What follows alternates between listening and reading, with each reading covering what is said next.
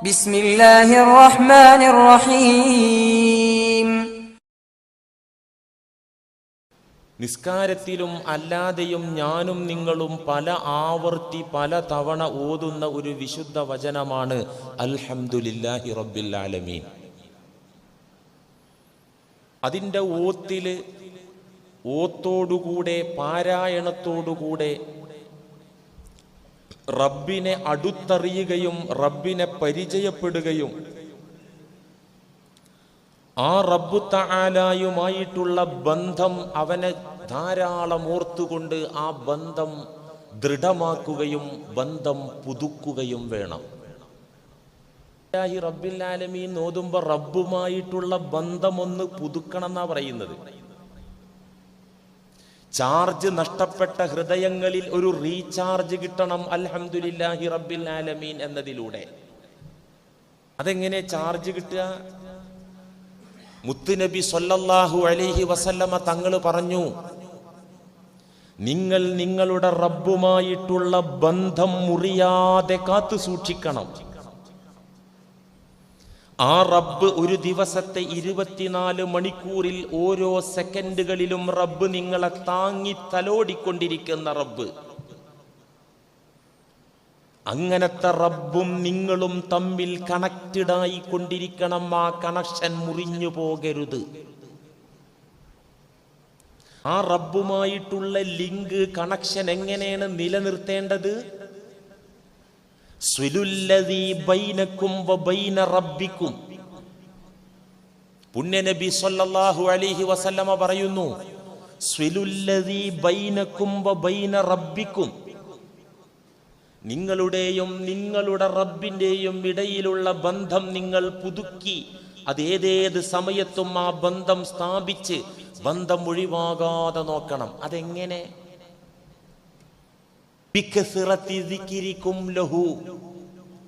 അല്ലാഹു നിങ്ങളുടെ റബ്ബാണെന്ന നിലക്ക് നിങ്ങൾക്ക് ഓർമ്മ വേണം അവനെ.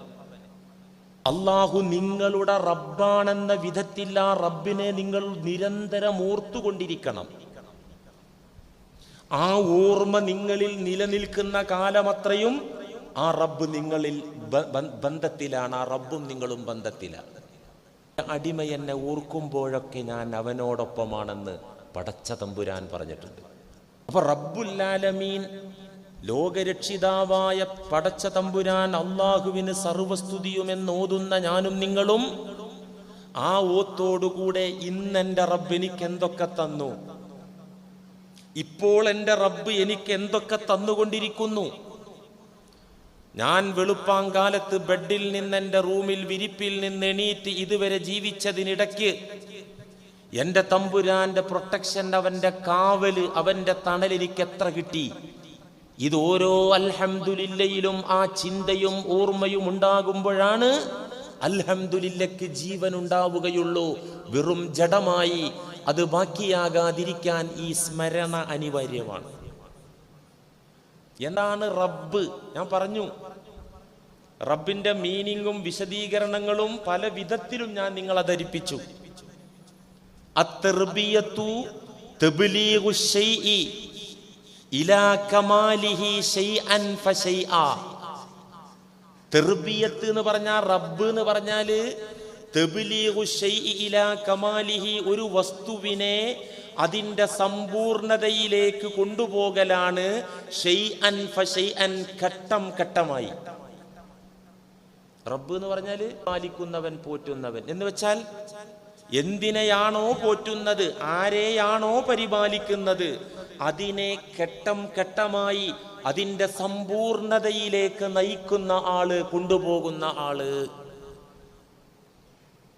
അല്ലാഹു സുബ്ഹാനഹു വ തആല ഒന്നും തന്നെ ആവശ്യത്തിന് മുമ്പ് നമുക്ക് തരൂല. ആവശ്യം ഉണ്ടാകുമ്പോഴേ അള്ളാഹ് തരുള്ളൂ. ആവശ്യത്തിന്റെ മുമ്പ് അള്ളാഹു ഒന്നും തരൂല. സമയമാകുന്നതിന്റെ മുമ്പ് അള്ളാഹു ഒന്നും തരൂല. സമയമായി കഴിഞ്ഞാൽ നൽകാതെ അവനത് മാറ്റിവെക്കില്ല. തന്ന സാധനം ആവശ്യം കഴിഞ്ഞാൽ അവൻ തിരിച്ചു മേടിക്കാനും പിന്തിച്ചിടൂല. തന്ന സാധനത്തിന്റെ ആവശ്യം കഴിഞ്ഞാൽ ഉടൻ തന്നെ അവൻ തിരിച്ചു മേടിക്കും. അവിടെ പിന്നെ കാലതാമസം അല്ലാഹു ഉണ്ടാക്കൂല. ഇതൊക്കെ റബ്ബിന്റെ തർബിയത്തിന്റെ ഭാഗമാണ്. നോക്കൂ, എൻ്റെ നിങ്ങളൊക്കെ വായിൽ പല്ലുണ്ട് അല്ലേ?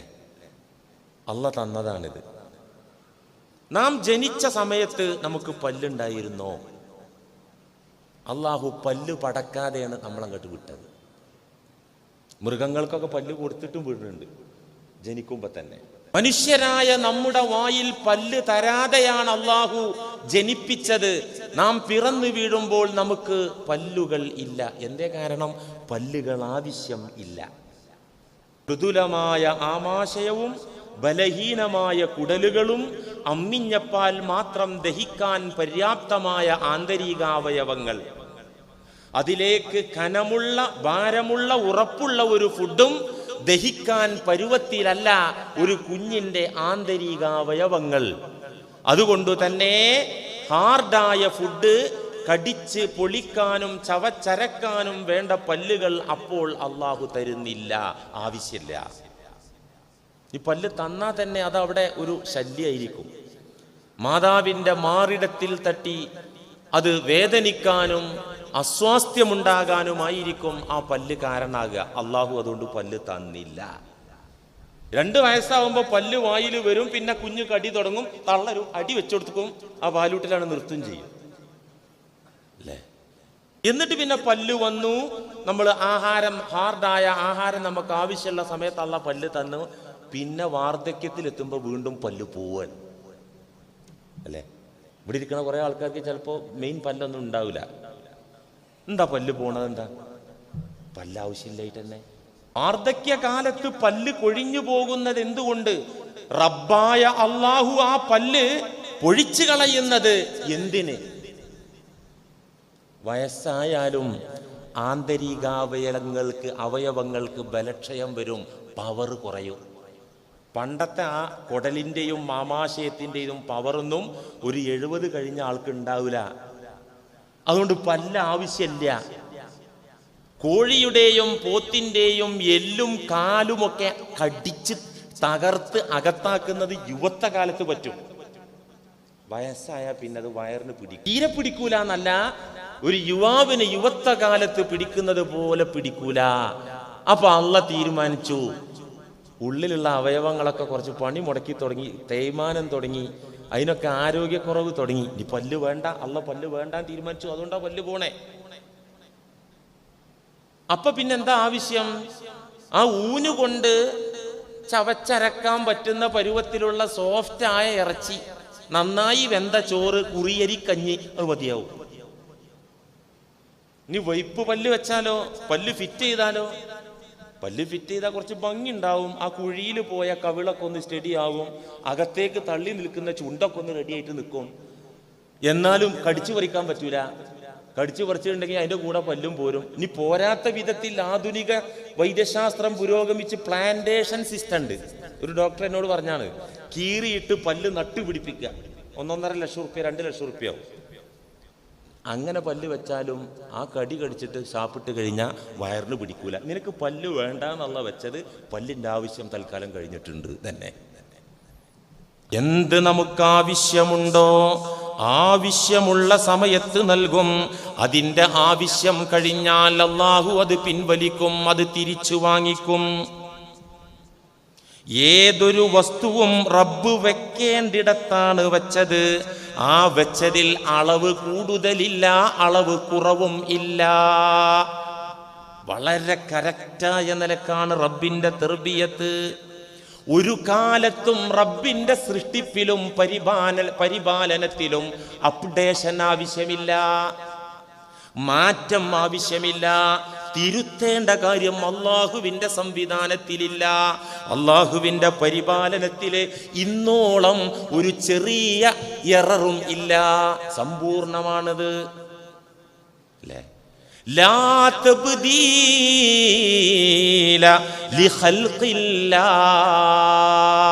അള്ളാഹുവിൻ്റെ സൃഷ്ടിപ്പിനും അള്ളാഹുവിൻ്റെ പരിപാലനത്തിനും ഒരു ചേഞ്ചിങ്ങിൻ്റെയും ആവശ്യമില്ല, ഒരു അപ്ഡേഷൻ്റെയും ഒരു നൂതന രീതിയുടെയും ഒരു പുതുക്കലിൻ്റെയും ആവശ്യം ഇല്ലേ ഇല്ല.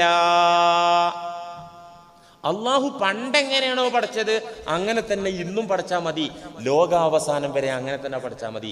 മാറ്റത്തിൻ്റെ ആവശ്യമില്ല.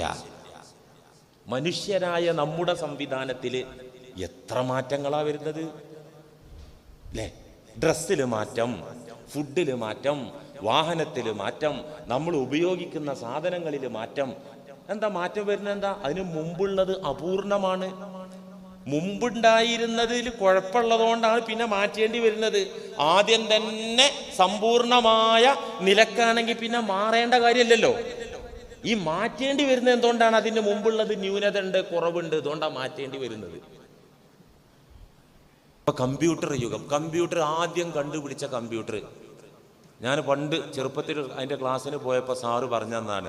ആദ്യം ലോകത്ത് കണ്ടുപിടിക്കപ്പെട്ട കമ്പ്യൂട്ടർ ഒരു വടാ കെട്ടിടത്തിൻ്റെ വലുപ്പം, ഈ പള്ളിയുടെ അത്ര വലുപ്പത്തിലുള്ള കമ്പ്യൂട്ടറായിരുന്നു. എന്നിട്ട് അതിൻ്റെ സ്പീഡോ വളരെ സ്ലോ. പിന്നെ അതിലിങ്ങനെ പുരോഗതി പ്രാപിച്ച് മാറ്റം വന്ന് ഡെസ്ക് ടോപ്പ് വന്നു, മേശയിൽ വെച്ച് പ്രവർത്തിക്കാവുന്ന കമ്പ്യൂട്ടർ വന്നു. പിന്നെ ലാപ്ടോപ്പ് വന്നു, മടിയിൽ വെച്ച് പ്രവർത്തിപ്പിക്കാവുന്നത് വന്നു. അവിടെ നിന്നില്ല, കൈവെള്ളയിൽ വെച്ച് പ്രവർത്തിക്കാൻ പറ്റുന്ന സ്മാർട്ട് ഫോണുകൾ വന്നു. അവിടെ നിന്നില്ല, സ്മാർട്ട് വാച്ചുകളുടെ കാലാണ് ഇപ്പോൾ. കുണ്ടന്മാരെ കയ്യിലൊക്കെ അതാ. ഹലോ, വാച്ചിലൂടെ ഫോണ്, വാച്ചിലൂടെ വീഡിയോ കാണാം, വാച്ചിലൂടെ ചാറ്റ് ചെയ്യുക. ഇപ്പൊ സ്മാർട്ട് വാച്ചിന്റെ ഞാൻ അവിടെ നിൽക്കുവോ? അവിടെ നിൽക്കൂല. ടെക്നോളജി പോവും വീണ്ടും മുന്നോട്ട്, മാറുകയാണ്. മനുഷ്യന്റെ ഇടപെടലുകളും മനുഷ്യന്റെ സംവിധാനങ്ങളും ഇങ്ങനെ മാറിക്കൊണ്ടിരിക്കുകയാണ്. അള്ളാന്റെ സംവിധാനത്തിന് മാറ്റമില്ല. ഇപ്പൊ വാഹനങ്ങൾ നോക്കുക, എത്ര മാറ്റാ വാഹന രംഗത്ത് വന്നത്. ആ മാറ്റം നമ്മൾ നൂതനമായ ശാസ്ത്രീയമായ പുരോഗമനങ്ങളിലൂടെ മാറ്റുമ്പോഴും അതിലും പോരായ്മ. പണ്ടത്തെ കാറോ ജീപ്പോ വെള്ളത്തിൽ ഒരാഴ്ച കടന്നാലും 2 ദിവസം വെയിലുണ്ട് സ്റ്റാർട്ടാക്കി ആ വണ്ടിയാണ് പോവും അല്ലേ അക്ബറെ? പണ്ടത്തെ വണ്ടി അങ്ങനെയായിരുന്നു. പക്ഷെ ഇപ്പൊ വണ്ടി ഓടി ആയിക്കോട്ടെ, ബെൻസ് ആയിക്കോട്ടെ, 1 മണിക്കൂർ വെള്ളത്തിൽ മുങ്ങിയ പിന്നെ തൂക്കി ആക്രി കടയിൽ കൊടുക്കേണ്ടി വരും. നമ്മൾ അത് മോശമാകുക അങ്ങനെയും കൂടി ഉണ്ടല്ലോ അതിനകത്ത് അല്ലേ? ലാ തബ്ദീല ലിഖൽഖില്ലാഹ്. എന്നാൽ നിങ്ങൾ നോക്കൂ, 1920 മോഡൽ ഒരു മനുഷ്യൻ, 1970 മോഡൽ ഒരു മനുഷ്യൻ, 2019 മോഡൽ ഒരു മനുഷ്യൻ. ഇതിന് മോഡലിൽ എവിടെയെങ്കിലും മാറ്റണ്ടോ? ബോഡിക്ക് മാറ്റണ്ടോ? എൻജിൻ റൂമിന് മാറ്റണ്ടോ? ഗിയറിനും ഗിയർ ബോക്സിനും മാറ്റണ്ടോ? ഉണ്ടോ? ഉണ്ടോ? എന്താ കൂട്ടരെ, എന്താ നിങ്ങൾ മിണ്ടാത്തത്? 921 അള്ള പഠിച്ചൊരു മനുഷ്യന്, 70 പഠിച്ച മനുഷ്യന്, 2019 പഠിച്ച മനുഷ്യന് എന്താ മാറ്റമുള്ളത്? ബോഡി ഒന്ന് തന്നെയാണ്, എൻജിൻ റൂം അതന്നെയാണ്, ഗിയർ ലിവറും ഗിയർ ബോക്സും അങ്ങനെ തന്നെയാണ്, മാറ്റൂല. കാരണം എന്താ? ലാ തബ്ദീല ലിഖൽഖില്ലാഹ്. അള്ളാഹുവിന്റെ സൃഷ്ടിപ്പിന് ഒരു ചേഞ്ചിങ്ങിന്റെയും ആവശ്യമില്ല. അള്ളാഹു മനുഷ്യനെ പടച്ച അന്നു തന്നെ ലഖദ് ഖലഖ്നൽ ഇൻസാന ഫീ അഹ്സനി തഖ്വീം. തീർച്ചയായിട്ടും നാം മനുഷ്യനെ പടച്ചത് ഫീ അഹ്സനി തഖ്വീം, ഏറ്റവും മെച്ചപ്പെട്ട ഘടനയിലാണ്. ഇനി പുതിയൊരു മെച്ചം വരാനില്ല, ഒരു കുറവുമില്ലാത്ത വിധത്തിൽ അഹ്സനു തഖ്വീം, സമ്പൂർണമായ ഘടനയിലാണ് മനുഷ്യനെ ഞാൻ പടച്ചത്. പിന്നെ അത് മാറ്റേണ്ട കാര്യമുണ്ടോ? നഗരങ്ങളിലും രാഷ്ട്രങ്ങളിലൊക്കെ ജനങ്ങൾക്ക് മാറ്റം ഉണ്ടാവും. ആഫ്രിക്കക്കാരനെ പോലെ അല്ലല്ലോ ഇന്ത്യക്കാരൻ, ഇന്ത്യക്കാരനെ പോലെ അല്ലല്ലോ യൂറോപ്യൻസ്. ഘടനയിലൊക്കെ മാറ്റമുണ്ട്. പക്ഷെ നമ്മുടെ നാട്ടില് പൂർവികരെ പോലെ തന്നെ നമ്മളുള്ളത്, ആഫ്രിക്കയിൽ പൂർവികരെ പോലെ തന്നെ അവരുള്ളത്. അതിലുണ്ട് അള്ളാന്റെ തെർബിയത്ത്. ആഫ്രിക്കൻ വൻകര എന്ന് പറഞ്ഞാൽ ഘോര നിബിഡ വനങ്ങളാണ് അവിടെ, കൊടും ചൂടാണ് അവിടെ. ആ ഭൂപ്രകൃതിയിൽ കാലാവസ്ഥയിൽ ജീവിക്കണമെങ്കിൽ നല്ല കരുത്ത് വേണം. അതാണ് അവരെ കളറും അവരെ ശരീരത്തിന്റെ രൂപം അങ്ങനെ. അപ്പൊ ഓരോ ഭൂമിയിലേക്കും കാലാവസ്ഥക്കനുസരിച്ചും അള്ളാഹു മനുഷ്യരെ പടക്കുന്നുണ്ട്.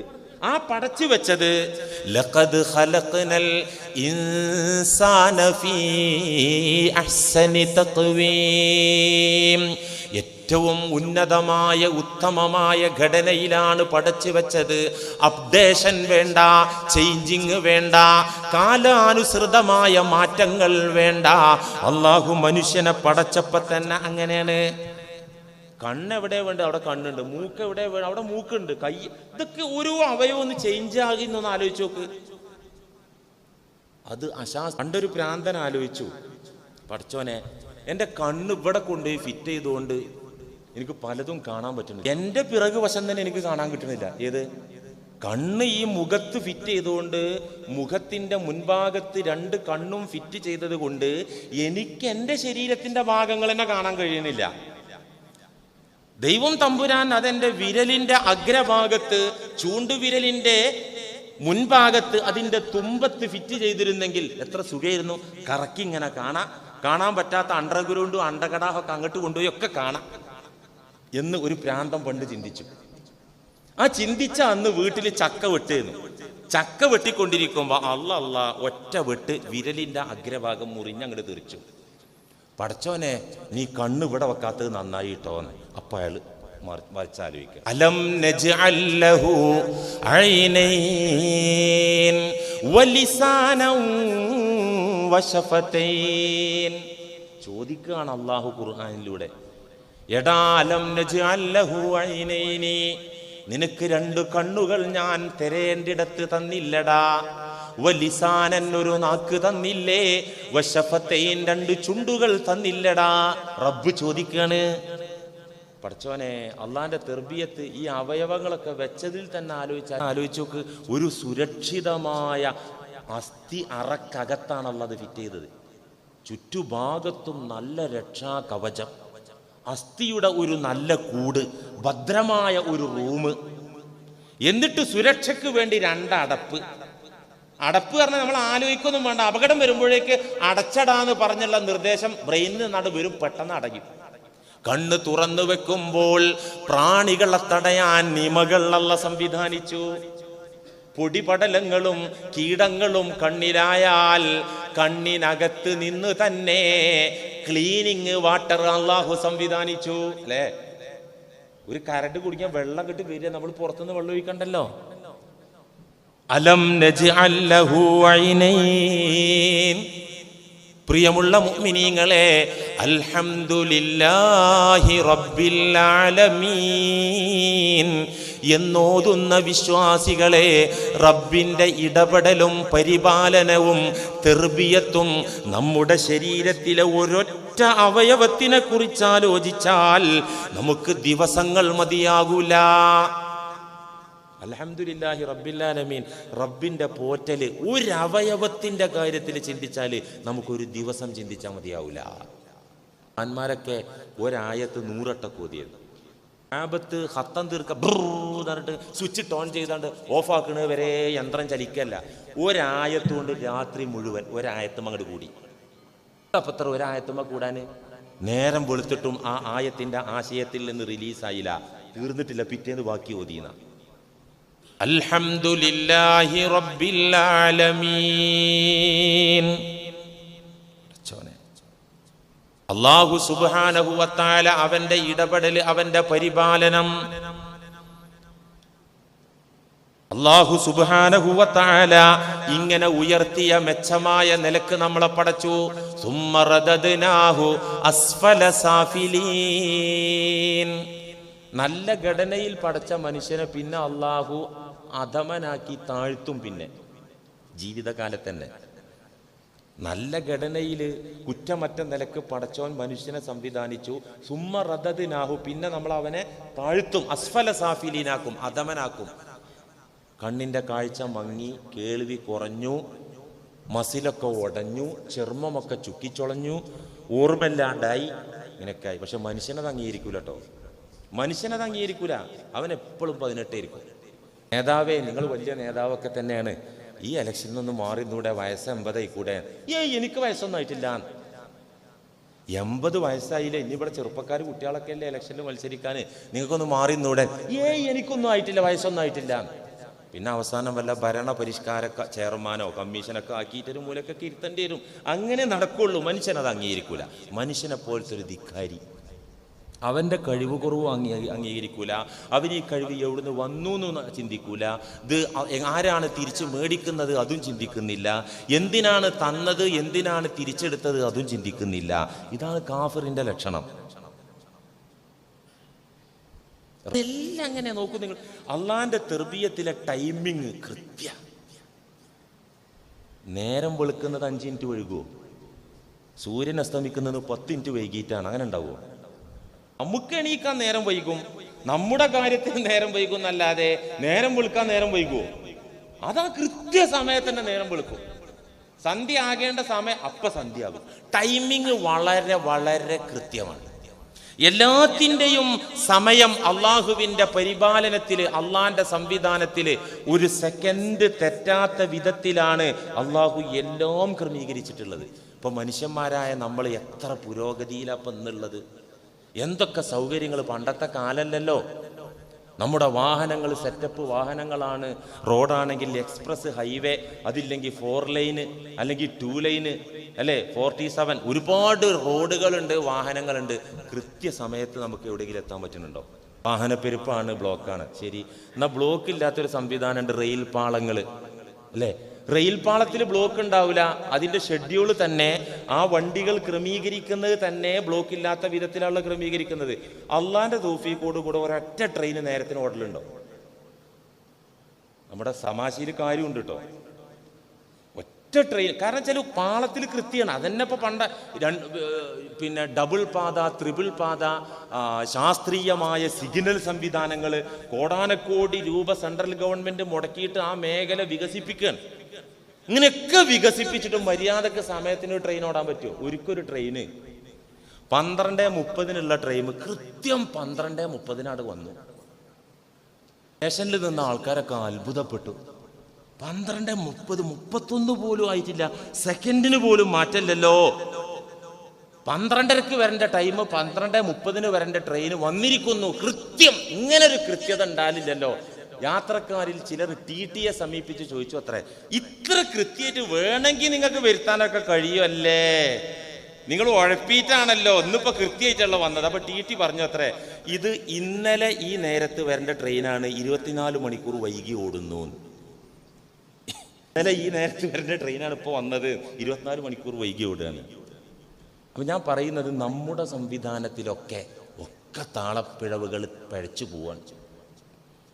അല്ലാഹു സുബ്ഹാനഹു വ തആല അവൻ്റെ തർബിയത്ത്, കോടാനക്കോടി നക്ഷത്രങ്ങൾ, ഗ്രഹങ്ങൾ, ഗോളങ്ങൾ, ഉപഗ്രഹങ്ങൾ, ഇതിനുണ്ട് റോഡും വഴിയും സഞ്ചാര വീതികളൊക്കെ ഉണ്ട്.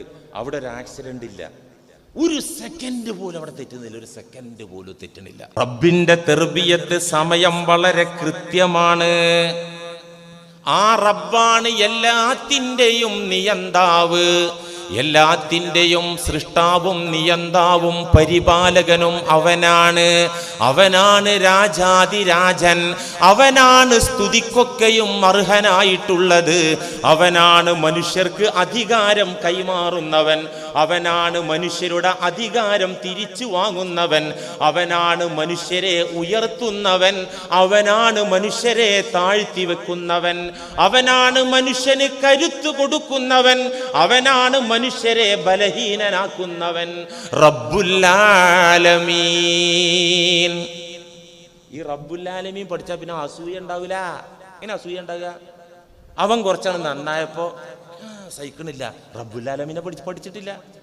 എടോ, എനിക്ക് തരാത്ത റബ്ബ് ഇപ്പൊ അവന് കൊടുത്തേക്കാണ്. റബ്ബുൽ ആലമീനെ പഠിച്ചാൽ മതി, വേറൊന്നും പഠിക്കണ്ട, അസൂയ മാറും. അള്ളന്നെ ചോദിക്കണല്ലോ, അള്ള കൊടുത്തതിന് നിങ്ങൾ അസൂയ? അള്ളാനെയാണ് ചോദ്യം ചെയ്യുന്നത്. അധികാരം നൽകുന്നതവൻ, അധികാരം തിരിച്ചു വാങ്ങുന്നതവൻ, ശക്തി നൽകുന്നതവൻ, അതുപോലെ ദൗർബല്യം ബലഹീനത നൽകുന്നതവൻ, എല്ലാം അവൻ. അവന്റെ തർബിയത്തിനപ്പുറത്ത് ഇവിടെ ഒന്നുമില്ല. അതായ്മയിലും അൽഹംദുലില്ലാഹി റബ്ബിൽ ആലമീൻ.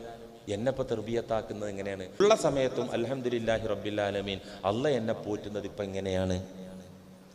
പുണ്യ റസൂൽ സ്വല്ലല്ലാഹു അലൈഹി വസല്ലമ തങ്ങളും അവിടത്തെ പ്രിയ സഖാക്കളും ഖന്തക്കിലെ കിടങ്ങ് കീറിക്കൊണ്ടിരിക്കുകയാണ്. സ്വഹീഹുൽ ബുഖാരി, സ്വഹീഹ് മുസ്ലിം ഒക്കെ ഉദ്ധരിച്ച ഹദീസാണ്. ശക്തമായ ശൈത്യമുള്ള മദീനയുടെ ക്ലൈമറ്റ്, കിടുകിടാ വിറക്കുന്ന വെള്ളം ഫ്രീസറിൽ വെച്ച പോലെ ഐസായി കട്ട പിടിക്കുന്ന കാലാവസ്ഥ. അങ്ങനത്തെ കൊടും തണുപ്പിൽ ഒരു ദിവസത്തിന്റെ പുലർവേളയിൽ പുണ്യ നബി തങ്ങളും സ്വഹാബത്തും ഖന്തക്കിന്റെ സമരഭൂമിയിൽ കിടങ്ങ് കുഴിച്ചുകൊണ്ടിരിക്കുകയാണ്. നല്ല വിശപ്പാണ്, ആവശ്യം ഉണ്ടാവില്ല. വിശപ്പ് ഒന്നുകൂടെ ഒന്ന് മൂർച്ഛിക്കും തണുപ്പ് ക്ലൈമറ്റില്. ഞാൻ വിശദീകരിക്കുകയല്ല, വയറുകളിലൊക്കെ കല്ല് കയറ്റി വെച്ച് കെട്ടിവെച്ചിരിക്കുകയാണ്. ആ വിശപ്പിനൊരു ശമനം ഉണ്ടാകാനും മറ്റുള്ളവർ ഒട്ടിയ വയറ് കാണാതിരിക്കാനും വേണ്ടി അങ്ങനെ കല്ല് വെച്ച് കെട്ടിയ വയറുമായി ക്ഷീണിച്ച നബി തങ്ങളും സ്വഹാബത്തും ആ ഖന്തക്കിന്റെ പണിയിലാണ്, കിടങ്ങ് കീറലാണ്. തൊഴിലാളിയില്ല, അവർക്ക് ജോലി ചെയ്യാൻ അടിമകളില്ല. നബി തങ്ങളും സ്വഹാബത്തും തന്നെ ഫലമ്മാ റആ മാ ബിഹിം മിനൻ നസബി വൽ ജൂഅ്. ഇതൊക്കെ കാണുമ്പോഴും അള്ളാന്റെ റസൂലിന്റെ ഉള്ളിൽ ചിരിക്കായിരിക്കും. റസൂല് പഠിച്ചോനെ, ഞാനല്ലോ എൻ്റെ കൂടെ കൂടിയ ഈ സഹാബികളൊക്കെ ആകെ തെണ്ടിയാലോ. അങ്ങനെയല്ല, നബി തങ്ങൾ ഉടമസ്ഥനെ കാണുന്നുണ്ട്, ഉടമസ്ഥന്റെ ഇടപെടലും കാണുന്നുണ്ട്. ഈ പാവം സ്വഹാബത്തിന്റെ ക്ഷീണവും പട്ടിണിയും അവരെ ഒട്ടിയ വയറൊക്കെ കണ്ടപ്പോ റസൂലുള്ളാഹി എന്താ ചെയ്തത്? അപ്പൊ പാട്ടുപാടേണ്ട നേരം ഒരു സമരഭൂമി, സമരത്തിന്റെ തുടക്കം, കിടങ്ങ് കുഴിക്കുന്നു, കൊടും ശൈത്യം, പട്ടിണിയുടെ പരിവട്ടം. ആ നേരായിരിക്കും കുട്ടികളെ പാട്ട് വരിക. പാട്ടൊക്കെ വരണമെങ്കിൽ അവർ നല്ല നല്ല ബിരിയാണിയൊക്കെ തിന്നിട്ട് ആ പല്ല് കുത്തുന്ന നേരത്തല്ലേ പാട്ട് വരിക. റമദാൻ മാസം മഗ്‌രിബ് ബാങ്ക് കൊടുക്കാൻ നേരത്തായിരിക്കും പാട്ട് വരിക. പാട്ട് വരുമല്ലോ. ഈ സമയത്ത് അല്ലാഹുവിന്റെ റസൂല് ഫലമ്മാ റആ മാ ബിഹിം മിനൻ നസബി വൽ ജൂഅ്, സ്വഹാബത്തിന്റെ ആ വിശപ്പും ക്ഷീണൊക്കെ പാടെ കണ്ടപ്പോ അല്ലാഹുമ്മ ഇന്നൽ ഐശ ഐശുൽ ആഖിറ ഫഗ്ഫിർ ലിൽ അൻസാരി വൽ മുഹാജിറ. അൽഹംദുലില്ലാഹി റബ്ബിൽ ആലമീൻ എന്നതിന്റെ വേറൊരു ഭാഷയാണത്. അല്ലാഹുമ്മ ഇന്നൽ ഐശ ഐശുൽ ആഖിറ ഫഗ്ഫിർ ലിൽ അൻസാരി വൽ മുഹാജിറ. ബുഖാരിയിലുണ്ട് ഈ പാട്ട്. അല്ലാഹുവേ, ജീവിതമെന്നത് പരലോക ജീവിതമാണല്ലോ തമ്പുരാനെ. ഈ ലോകത്തെ ജീവിതമൊക്കെയും ഉറങ്ങുന്നവന്റെ കിനാവ് പോലെയാണല്ലോ അല്ലാ. ഇന്നലത്തെ ആനന്ദം വെറും സ്വപ്നങ്ങൾ മാത്രമാണല്ലോ തമ്പുരാനെ. കഴിഞ്ഞുപോയ സുഖങ്ങളൊക്കെയും വളർച്ചകളൊക്കെയും ഉയർച്ചകളൊക്കെയും കിനാവ് കണ്ടതുപോലെയാണല്ലോ അല്ലാ. അതിനൊന്നും അസ്തിത്വമില്ലല്ലോ അല്ലാ. ഇപ്പോൾ ആസ്വദിക്കുന്നതും വെറും ഒരു സ്വപ്നം പോലെയാണല്ലോ അല്ലാ. ഇന്നൽ ഐശ ഐശുൽ ആഖിറ, അസ്തിത്വമുള്ള ജീവിതം പരലോക ജീവിതമാണല്ലോ തമ്പുരാനെ. ആ ജീവിതത്തിന് വേണ്ടി പണിയെടുക്കുന്ന എൻ്റെ മക്കൾ ഇതാ പട്ടിണിയിലാണ്. ഫഗ്ഫിർ ലിൽ അൻസാരി വൽ മുഹാജിറ. മദീനക്കാരായ അൻസാരി കൂട്ടത്തിനും മക്കയിൽ നിന്ന് ഹിജ്റ ചെയ്ത് എൻ്റെ കൂടെ വന്നെത്തിയ മുഹാജിർ സംഘത്തിനും നീ പൊറുക്കേണമേ തമ്പുരാനെ. പാട്ട് ഇത് കേട്ട സ്വഹാബത്തോ ഈ നേരത്തെ അപ്പൊ പാട്ട് പാടാൻ വന്നു പറഞ്ഞ് ചൂടാകല്ലേ ചെയ്തത്. ഫഖാലൂ മുജീബീന ലഹു, പുണ്യനബിയുടെ പാട്ടിന് അവര് മറുപടി പാട്ട് പാടാണ്. അതെന്നെ പ്രതിസന്ധിയിൽ പാടാൻ പറ്റണം. അതാണ് അൽഹംദുലില്ലാഹി റബ്ബിൽ ആലമീൻ പഠിച്ച മുഅ്മിന്റെ ലക്ഷണം. മുജീബീന ലഹു, പുണ്യനബിയുടെ പാട്ടിന് അവരെ മറുപടി. നഹ്നുല്ലദൂന ബായഉ മുഹമ്മദാ അലൽ ജിഹാദി മാ ബഖീനാ അബദാ. യാ റസൂലല്ലാ, അങ്ങ് വിഷമിക്കുന്നതെന്തിന്? ഞങ്ങൾക്കിതൊരു പ്രശ്നമല്ല നബിയേ, ഞങ്ങൾ ഇതൊരു വിഷയമാക്കിയിട്ടില്ല നബിയേ. നഹ്നുല്ലദൂന, ഞങ്ങൾ ആരാണെന്നറിയോ? ഞങ്ങളൊരു വിഭാഗം ജനതയാണ്. ബായഉ മുഹമ്മദാ, മുഹമ്മദിന് വാക്ക് കൊടുത്തവരാണ് അത് ഞങ്ങൾ. മുഹമ്മദിനോട് പ്രതിജ്ഞ ചെയ്തവരാണ് ഞങ്ങൾ. മുഹമ്മദിനോട് കരാറ് ചെയ്തവരാണ് ഞങ്ങൾ. അലൽ ജിഹാദി മാ ബഖീനാ അബദാ, ഞങ്ങളുടെ കൊക്കിൽ ജീവനുള്ള കാലമത്രയും സമരസന്നദ്ധരാണ് ഞങ്ങൾ. യുദ്ധത്തിന് ഞങ്ങൾ റെഡിയാണ്. ഞങ്ങൾ ഭാര്യമാരെ ഓർക്കാറില്ല, ഞങ്ങളുടെ പ്രിയപ്പെട്ട മക്കളുടെ കാര്യം ഞങ്ങൾ ചിന്തിക്കാറില്ല.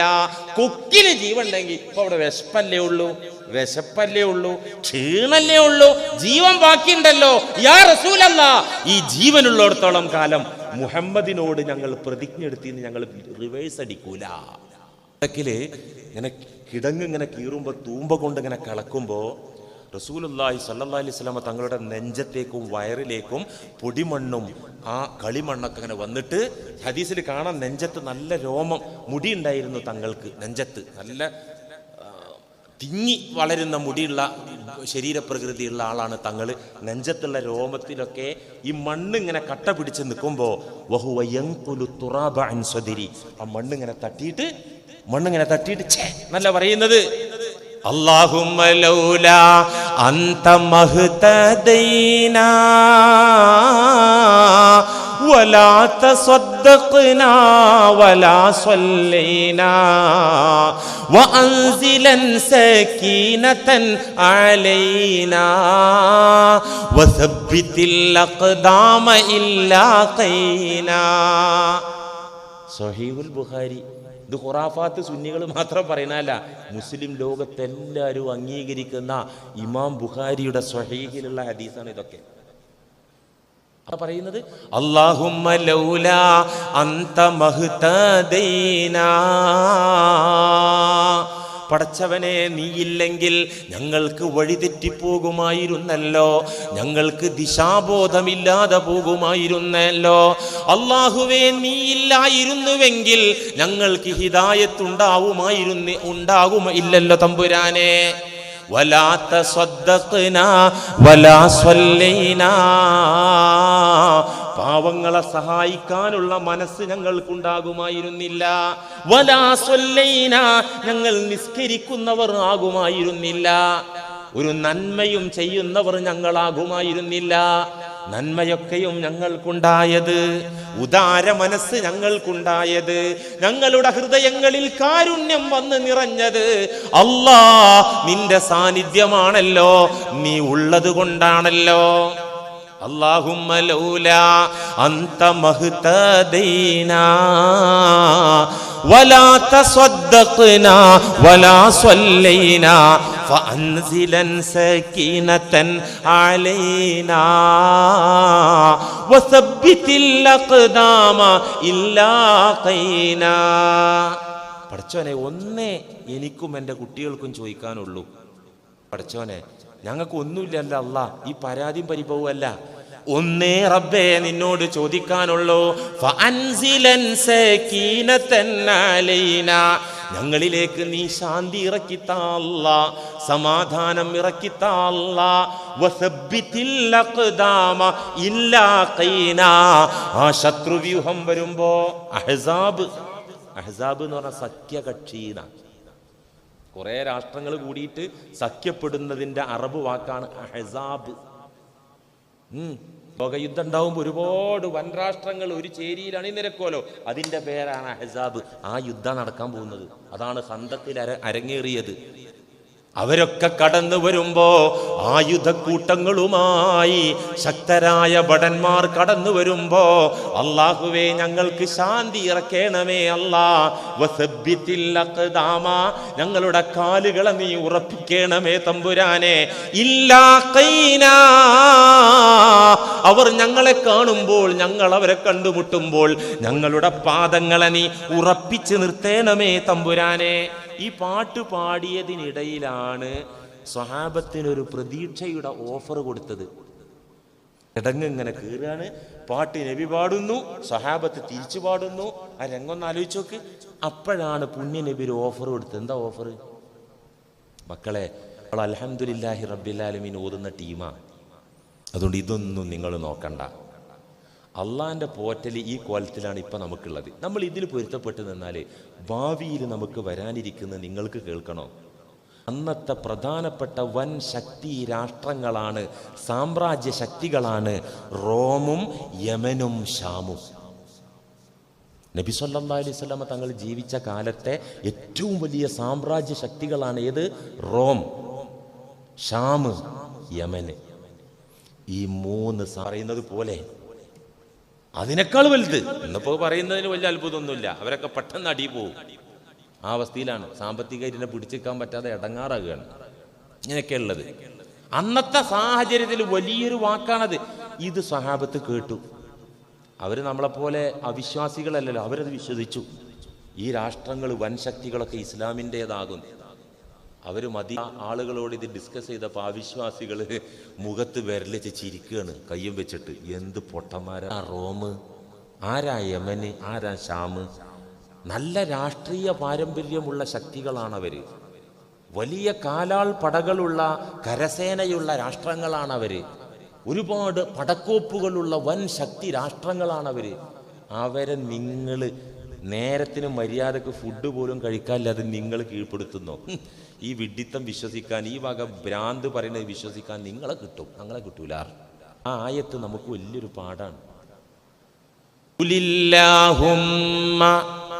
മാലിക്കൽ മുൽക്ക് തുഅ്തിൽ മുൽക മൻ തശാ വതൻസിഉൽ മുൽക മിമ്മൻ തശാ വതുഇസ്സു മൻ തശാ വതുദില്ലു മൻ തശാ ബിയദികൽ ഖൈർ ഇന്നക അലാ കുല്ലി ഷൈഇൻ ഖദീർ.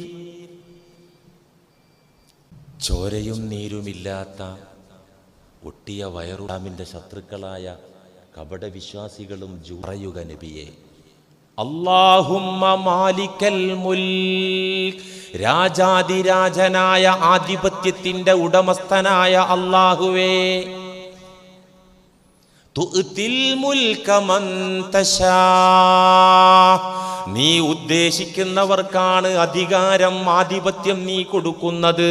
വതൻസിഉൽ മുൽക മിമ്മൻ തശാ, നീ ഉദ്ദേശിച്ചവരിൽ നിന്ന് അധികാരം നീ തിരിച്ചു വാങ്ങിക്കും തമ്പുരാനെ. വതുഇസ്സു മൻ തശാ, നീ ഉദ്ദേശിക്കുന്നവരെ പ്രതാപവാന്മാരാക്കും, അജയ്യരാക്കും, ഉയർത്തിവെക്കും, ശക്തരാക്കും. വതുദില്ലു മൻ തശാ, നീ ഉദ്ദേശിക്കുന്നവരെ തളർത്തും, അപമാനിതരാക്കും, നിന്ദ്യരാക്കും, താഴ്ത്തിക്കെട്ടും. ബിയദികൽ ഖൈർ, എല്ലാ ഗുണങ്ങളും ഖൈറുകളും നിന്റെ അധികാരകരങ്ങളിലാണല്ലോ തമ്പുരാനെ. ഇന്നക അലാ കുല്ലി ഷൈഇൻ ഖദീർ, നിനക്ക് കഴിയാത്തതായി ഒന്നുമില്ലല്ലോ നാഥ. ഈ ആയത്തിറങ്ങുന്നത് നടന്നല്ലോ. യമൻ ഇന്നും, ഷാം ഫലസ്തീന. കുറേ ജൂതന്മാർ വെട്ടി വിഴുങ്ങിയെങ്കിലും ഇന്നും ഫലസ്തീൻ ഇസ്ലാമിൻ്റേത് തന്നെയാണ്. റോമൻ സാമ്രാജ്യം മഹാനായ സയ്യിദുന ഉമർ ഇബ്നുൽ ഖത്താബ് റളിയല്ലാഹു അൻഹുവിന്റെ കാലത്ത് ഇസ്ലാമിന് കീഴ്പ്പെട്ടു. അതുകൊണ്ട് എങ്ങനെ ഈ വലിയ നിയമത്തൊക്കെ ഉണ്ടായത്? ഉമർ ഇബ്നുൽ ഖത്താബ് റളിയല്ലാഹു അൻഹുവിന്റെ കാലത്ത് കണ്ടു. എത്ര കാലമായി അൽഹംദുലില്ലാഹി റബ്ബിൽ. ഇത് തീർക്കാനുള്ള തീരുമാനം ലഭിച്ചതാണോ? അല്ല കൂട്ടരെ, പ്രിയമുള്ള ഇക്കമാരെ, യുവാക്കളെ, കൊച്ചനുജന്മാരെ, ഇവിടെ നിസ്കാരത്തിൽ ഓതുന്ന ഈ അൽഹംദുലില്ലയുടെ എനർജി അടുക്കളയിലേക്കാണ്, ബെഡ്റൂമിലേക്കാണ് വരട്ടെ, കടമുറിയിലേക്കാണ് വരട്ടെ, ഓഫീസിലേക്കാണ് വരട്ടെ, കവലയിലേക്കും വഴിയോരങ്ങളിലേക്കും കൂടങ്ങട്ട് വരട്ടെ.